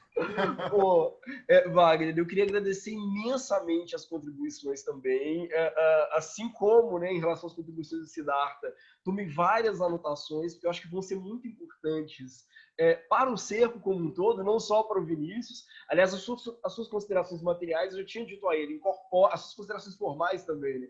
Incorpora no texto, porque eu acho que vale a pena publicar nesse dossiê que ele indicou.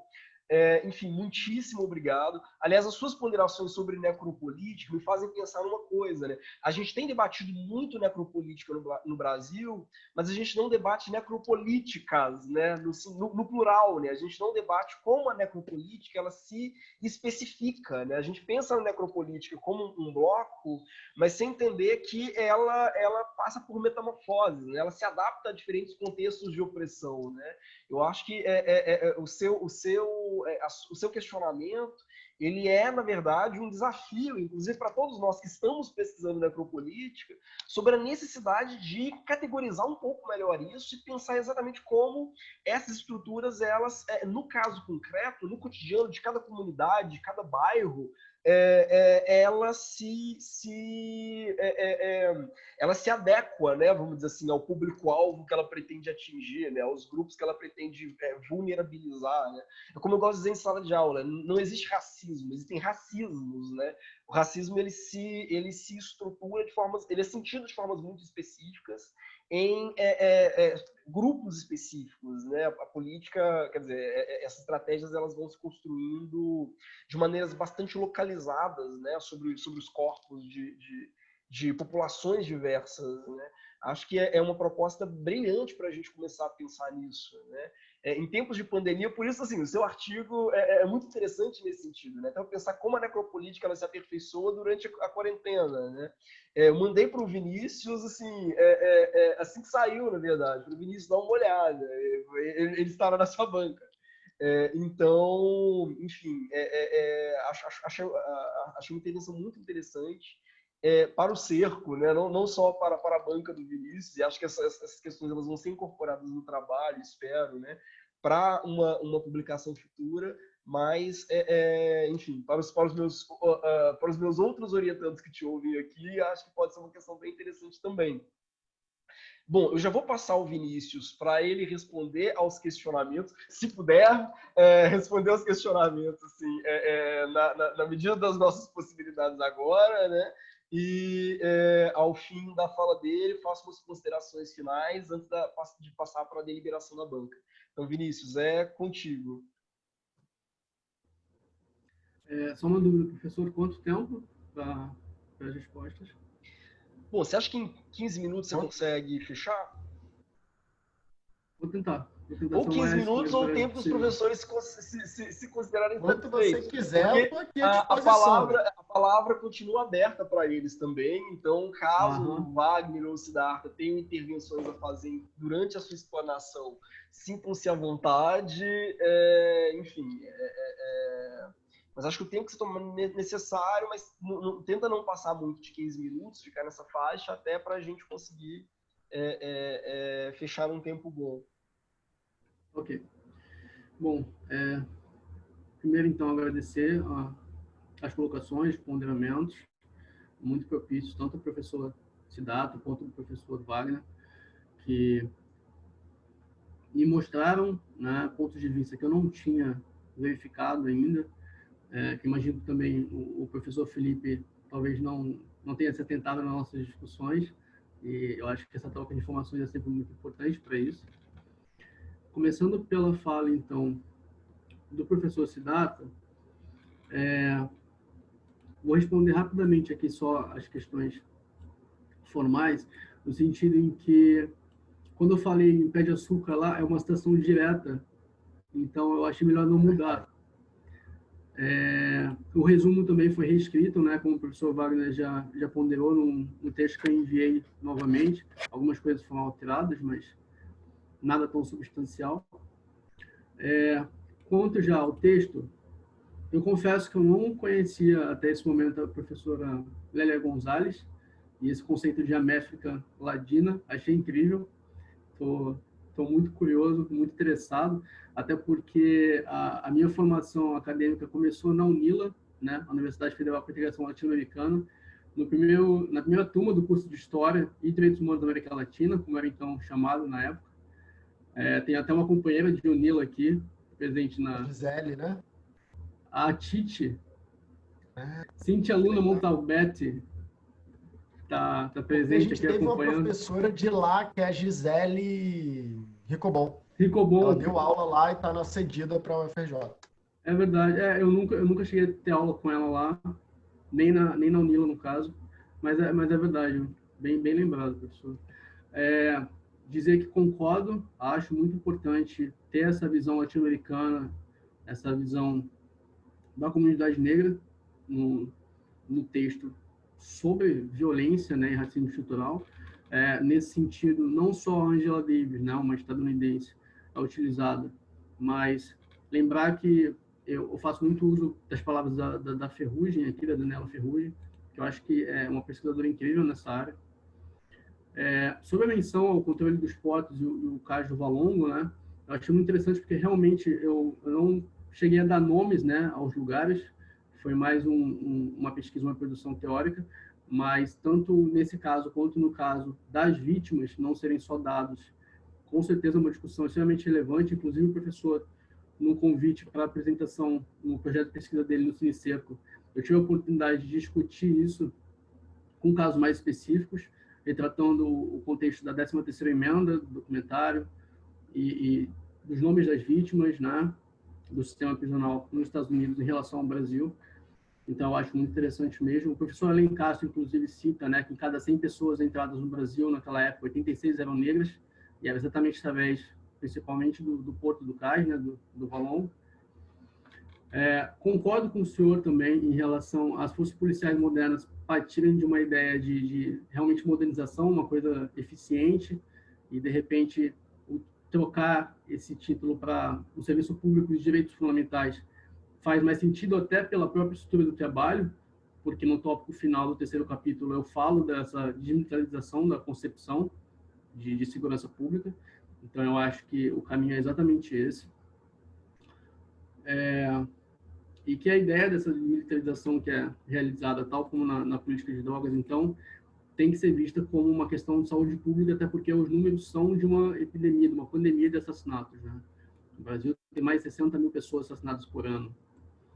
Isso é um genocídio declarado. Em relação ao contexto no Rio de Janeiro, apesar, é claro, de ser um laboratório, infelizmente, muito prolífico nesse conceito de segurança pública no Brasil, eu procurei tentar não fazer um recorte específico só do Rio, mas citei, no mesmo sentido, as GLO, né, as Garantias da Lei e da Ordem, e a ocupação das comunidades pelas Forças Armadas na intervenção federal, ocorrida nesses últimos anos, apesar de realmente não ter passado pelos governadores, no caso o Witzel, principalmente, que é o mais atual, porque o texto foi escrito um pouco antes e eu acabei não adaptando nesse sentido do tempo, né? Mas cito, por exemplo, no contexto das milícias, como o Eduardo Paes via, né, esses autos que eles falam de resistência, de ocupação e de defesa de comunidades. Quero agradecer também em relação à fala sobre o programa de mestrado da UF. Eu já tenho entrado em contato com algumas das linhas de pesquisa e considerado ter aulas com o professor Robert Cantilima, não, o Roberto Cantilima, que, enfim, dispensa apresentações. Em relação já ao sistema interamericano, eu vou confessar que eu não tenho muito conhecimento sobre o sistema, apesar de ter feito parte de um grupo de pesquisa na Defensoria Pública da União, com estudo no sistema interamericano de direitos humanos em relação aos migrantes, né? A crise de migração que eles falam, esse tipo de problemática, que também acho muito interessante, quase foi tema de defesa de monografia. E respondendo a pergunta aqui, tentando responder essa pergunta que eu acho que é tão profunda, sobre o molde jurídico de entendimento poder ou não ser enquadrado, né, como racismo institucional da própria estrutura jurídica. Eu arriscaria dizer que sim. Arriscaria dizer que sim, por quê? Eu acho que, como a gente verifica com a criação das primeiras universidades de direito no Brasil, aquela coisa do positivismo jurídico e da posição do próprio racismo científico originado lá atrás, a impressão que eu tenho da conclusão com esses dados é que o racismo é estrutural, o racismo é sistêmico, exatamente por ele ser institucional, né? Por ele começar nas estruturas e na negação dessas realidades.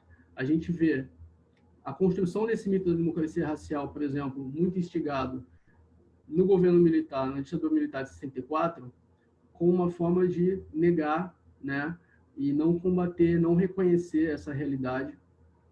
E é a partir disso que eu entendo que tem que se dar a movimentação para reestruturar isso. Quer dizer, isso é proposto, inclusive, no final da monografia, a partir de, para além de todos os tópicos citados, para além da cultura urbana colombiana, da própria do próprio conceito, né, das janelas quebradas, que a gente tem esse mesmo período, eu acho que o primeiro passo, a base de tudo isso, é o reconhecimento, não só pela população, mas pelo Estado, pelo governo, pelo sistema, de que a origem disso tudo, de como essas políticas são realizadas, são construídas e são mantidas, é o racismo estrutural, que está na formação não só das políticas de segurança pública, mas do sistema jurídico como um todo, né? Porque está na formação do país como um todo, e não só o Brasil. Então, eu diria que sim, que esse molde jurídico de entendimento é enquadrado como racismo institucional, e ainda mais na nossa área, né, no mundo jurídico, é uma situação muito gritante, né? Talvez até chegue a dizer óbvia. Passando, então, e agradecendo mais uma vez pelas considerações do professor Siddhartha, passando, então, para as considerações do professor Wagner, vou tentar ser sucinto aqui também, estou ciente que o tempo está acabando. A pergunta do Baco Exu do Blues, professor, olha só, quem você considera bandido ou prostituta? Eu acho que esse debate é muito atravessado, né? É um debate interseccional com aquela coisa que a gente vê da criminalização dos negros, naquele momento ainda partindo do conceito de, enfim, de Durkheim, chegando em Lombroso também. E eu acho que essa criminalização, então, constrói essa figura, e a gente vê isso tanto no Brasil quanto em outros países, por exemplo, nos Estados Unidos, constrói essa figura dos negros, de ex-escravos libertos, como bandidos, para legitimar, então, essa criminalização deles, essa perseguição, o encarceramento, e de superpredadores, né? Que era aquela coisa que a gente tinha no século XIX, e depois foi convertida em alguns momentos, quando a gente vê, até no mundo da pornografia, eu acho que eu citei isso no Cine Seco, falando com o professor Felipe, de como eles são símbolos de virilidade hoje, e antes eram símbolos de estupradores, né? Então, tem essa virada na concepção. Então, eu acredito que a resposta para essa conversa seja quem você considera. Eu acho que é quem considera quem, né? Porque de onde vem essa consideração? Quer dizer, quem é que vai definir quem é bandido ou quem é prostituta? E para onde a gente está apontando esse dedo? A pessoa negra, ela é branca, ela é descendente de nativos. Então, eu acredito que vá por aí a conversa. Em relação ao Porto Seguro Cabralha, eu lembro de ter visto essa consideração desse homem, a gente passou batido quando fui revisar. Prometo que vai estar devidamente corrigida na versão final dessa monografia. Os estrangeirismos, aqui eu achei uma colocação muito importante, porque até em conversa com o professor Felipe, a gente verificou que, por exemplo, não vê problema especificamente na utilização deles, até porque muitos deles, como status quo ou, enfim, outros mais comuns da nossa área, são jargões até jurídicos, né? Então, é mais para uma forma do próprio do próprio texto, mas eu entendo que faz sentido para um trabalho se propondo a discutir a colonização e uma decolonização também, não só de sistemas, mas do pensamento que cria esses sistemas, de repente optar por outros usos, né? Não por acaso, eu achei que seria importante colocar aquela citação do Eduardo Galeano, para resumir o primeiro capítulo, por conta dessa identidade latino-americana que eu reconheci quando estudei na UNILO. E, enfim, eu acho que seria muito importante mesmo. Inclusive, voltando só para continuar nesse assunto, o senhor fala também no finalzinho sobre faltar ali, de repente, uma citação a um grupo, né, uma coisa artística de rap, de repente colocar um crioulo ali dizendo todo cacetete ou chicote pelo tronco, que é uma coisa incrível e, infelizmente, muito minuciosa, ou o Rapa, né, ainda mais clássico, tudo que o Mourão tem um pouco de navio negreiro. Eu acho que realmente cabia. Eu acabei optando por colocar, logo no final da dedicatória, uma frase de uma banda que eu gosto muito, aí nessa discussão, né, latino-americana que eu estou reproduzindo um pouco, chamada Calle 13, que é uma banda porto-riquenha, se não me engano, ou da Costa Rica, não lembro agora, acho que é porto-riquenha, com a frase de uma música chamada Latino América, que para mim é o hino, né, da América Latina, dizendo que é o que ele diz quase no final da música: aqui estamos de pé. Quer dizer, ele narra toda a trajetória da invasão, da Operação Condor, que foi uma coisa que eu me senti obrigado a colocar depois que eu vi que falei das ditaduras. E não citei, né, incluí um parágrafo sobre isso. Então, só para, né, dizer que aconteceu, mas foi em outro viés. Exatamente, a Titi comentou aqui que é a nossa música de iniciação na UNILO. Realmente, olha, até hoje eu ouço e me emociono e não consigo, não tem nada que tire isso. Adorei as citações as indicações que o senhor fez em relação ao professor Silvio de Almeida. Inclusive, quero dizer que ele estava numa versão anterior do trabalho, mas como eu acabei não fazendo uma citação direta, eu achei que estava só jogando ali e que isso não seria apropriado, já que eu não estava utilizando realmente a obra e o pensamento de uma pessoa que hoje tem dedicado essa discussão ao nível nacional, né? E o professor Hamilton Bueno de Carvalho, eu confesso que conheço alguma coisa da obra dele, até por ter tido aula com o Salo, né, o filho dele, no início da faculdade, mas não cheguei a me aprofundar e pretendo fazer isso.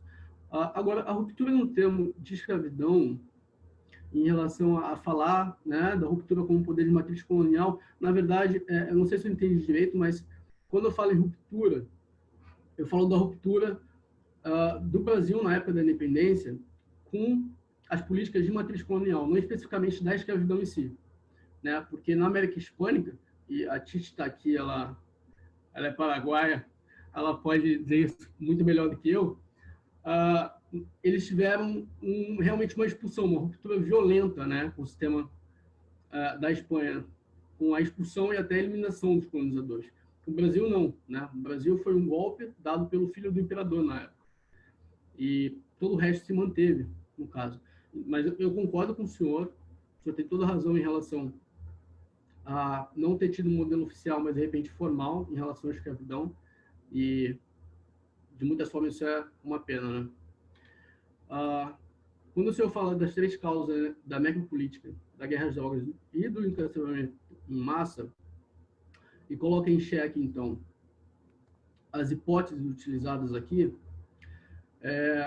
primeiro eu quero dizer que eu concordo com o professor Felipe também, quando ele chama atenção para essas necropolíticas, né? Não uma necropolítica, não um monstro em si conciso, que vai atuar de uma forma, mas uma coisa difusa, né? Quase uma hidra com várias cabeças apontando cada uma para uma direção e se espalhando pelos ambientes, uma forma contemporânea de repressão, controle e escravização, né? Até colonização do outro, como também o Galeano diria. E lembro, inclusive, do professor Felipe em aula, ministrando a aula de filosofia, já dizendo lá atrás os racismos, né? Não o racismo. E aí isso me levou de volta para a aula. Foi quando eu me interessei pelas discussões que ele propunha. A gente tomou um café e ele aceitou me orientar. Então, já deixar o agradecimento aqui também nesse momento. Mas voltando aqui, quando o senhor fala, então, de colocar em xeque, eu concordo, porque essa visão Foucaultiana realmente foi perpassada pelos anéis de serpente, né? Que, como o senhor disse, se apoiam em relações das necropolíticas, mas em contextos de acessos, quer dizer, a educação, a saúde, ao emprego, a moradia digna, a própria segurança. Eu estou completamente de acordo com isso. E a forma que eu enxergo esse movimento de mutação, eu acho que está muito no que o senhor já falou, no sentido em que ela realmente se adapta aos diferentes contextos. E quando a gente analisa, por exemplo, a ideia Foucaultiana, né, aquele presídio, aquela construção não só física, mas também moral e mental, de como aprisionar e como manter as pessoas sob um estado praticamente de exceção, se não pior, em muitas realidades de presídios brasileiros, por exemplo. A cultura urbana, nesse sentido, eu trago ela porque eu não acho que ela seja, de forma alguma, um mecanismo para resolver esses problemas. Não acho que ela resolva esses problemas. Ela, inclusive, não resolveu os problemas na Colômbia, que era o país mais violento. E hoje caiu muitas posições, felizmente, nesse quadro. Mas a proposição dessa cultura, em assistência também com aquela coisa das janelas quebradas, iniciada na mesma época, é não de resolver os conflitos, mas de mitigar os conflitos. Por quê? Como tem uma pergunta filosófica muito famosa, né? Eu nem sei quem é o autor, para ser sincero, mas que pergunta como é que se come um elefante. E a resposta é aos poucos. Né? O que eu quero dizer com isso? Eu não acho que a gente vai, e aqui eu acho que até o professor Wagner comentou, então acho que a gente caminha de acordo nessa questão, resolver isso da noite para o dia. Não vai. Eu não acho que a gente vai desmilitarizar a polícia militar, de repente, adotar a cultura urbana, convencer as pessoas de que o racismo está nas estruturas, tanto na formação quanto na manutenção do desenvolvimento, mês que vem, ou quando acabar a pandemia.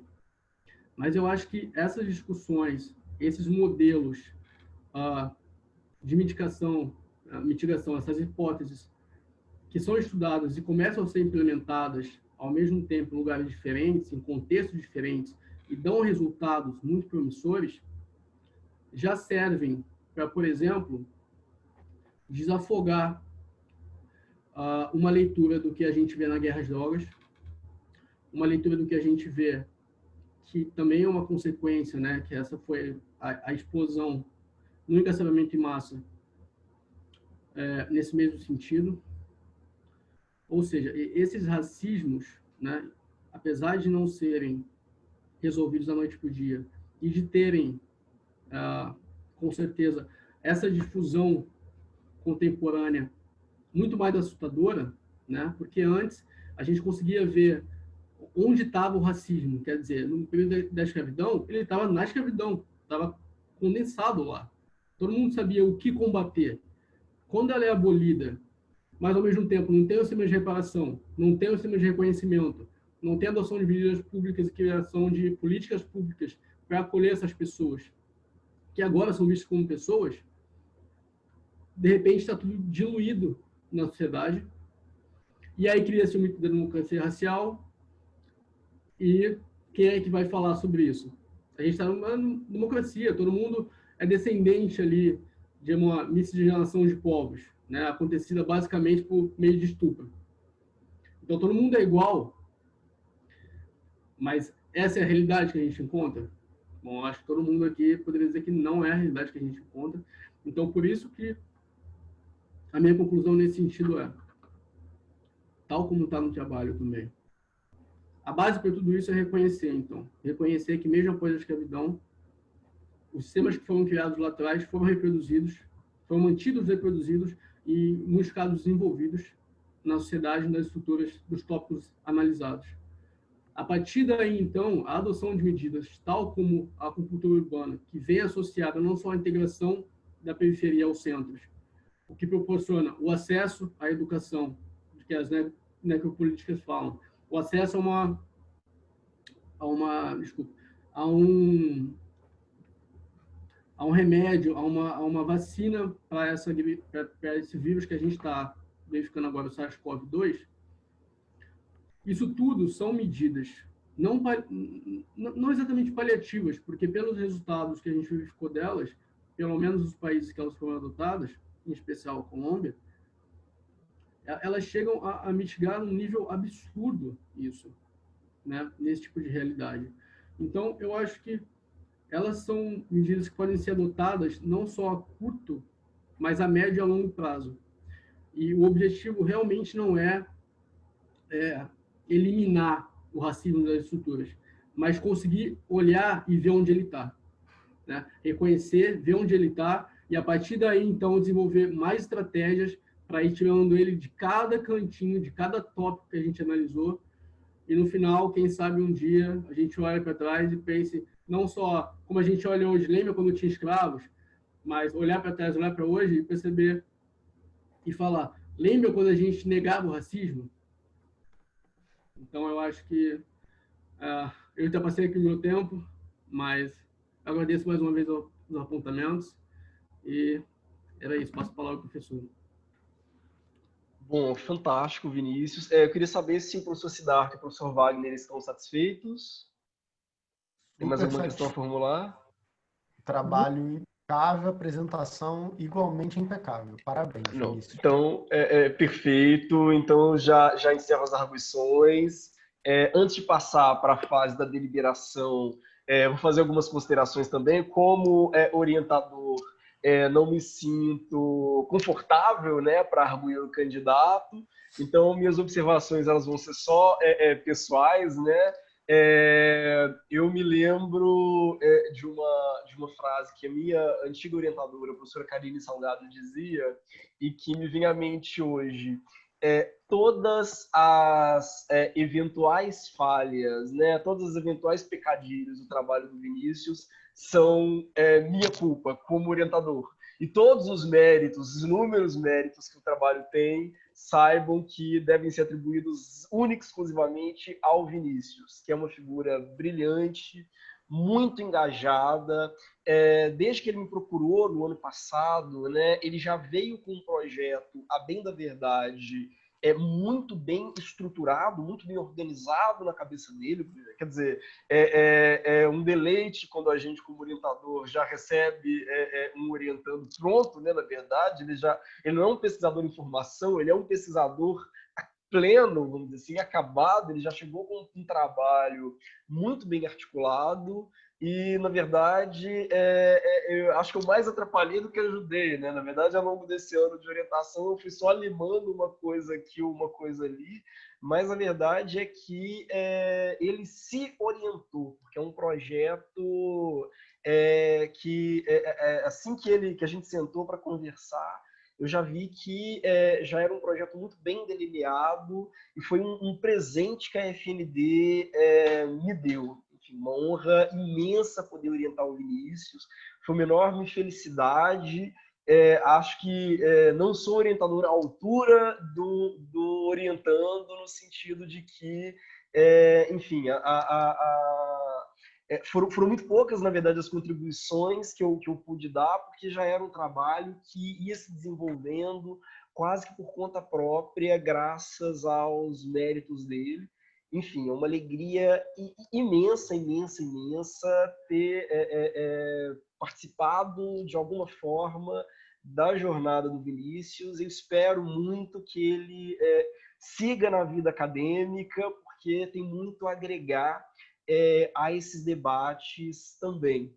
Bom, dito isso, eu vou pedir a todos, né, exceção do professor Siddhartha e do professor Wagner, que saiam da sala para a gente poder deliberar a aprovação ou não. Em sequência eu encaminho de novo quer dizer, eu aviso ao Vinícius que ele já pode entrar, enfim, quem quiser retornar para leitura, né, das notas.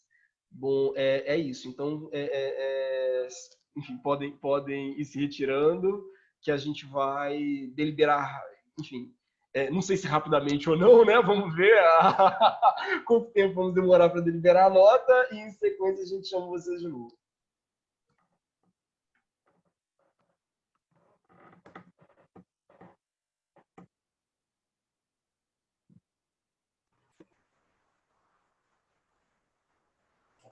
Só a Simone que ainda está aqui, né?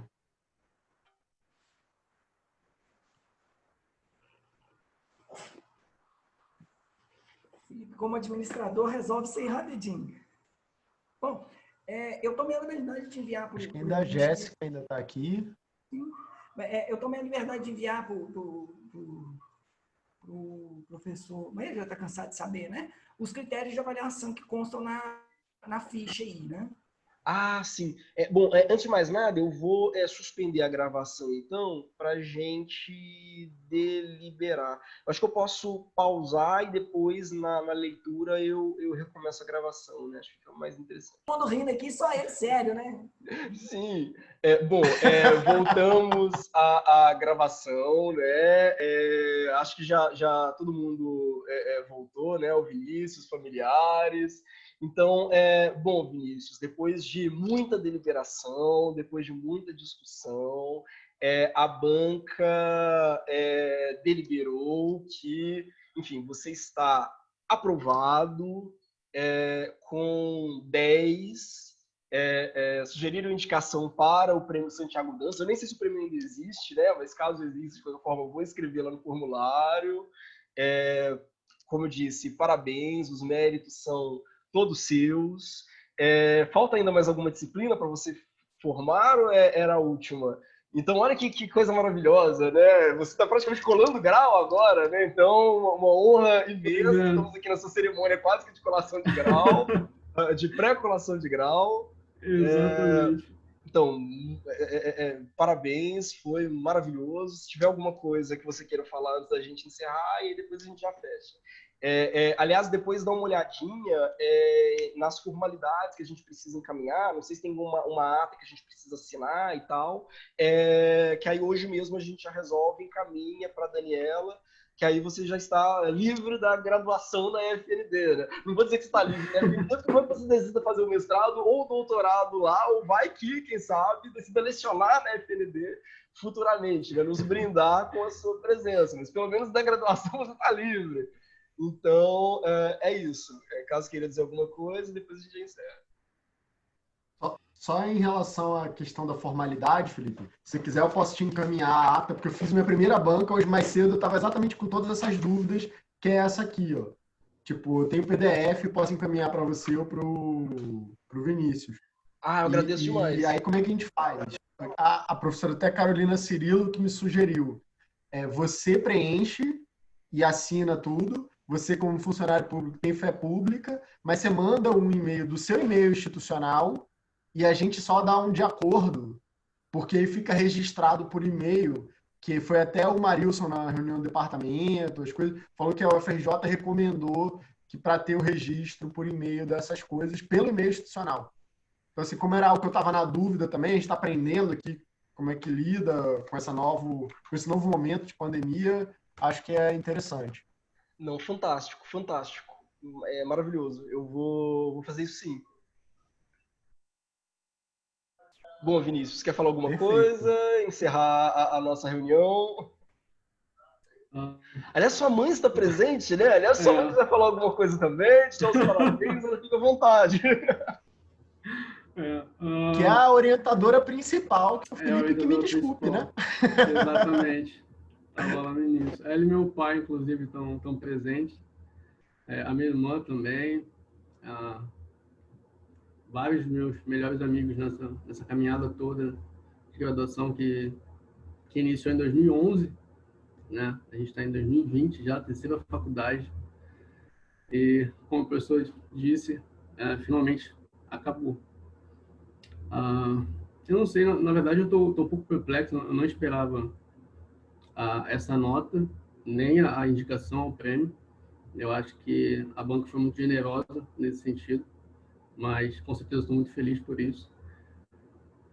Então, em suma, eu só quero agradecer tanto a participação dos presentes, quanto os questionamentos, a deliberação da banca, o apoio incondicional do professor Felipe, que eu sempre, desde o ano passado, né, arrastei ele para tomar um café depois que as nossas ideias bateram, e aí ele já foi muito gentil em aceitar, me orientar, e essa orientação foi muito prazerosa. Eu aprendi muito mais na orientação com ele em relação a esses temas do que eu aprendi todo o resto da graduação.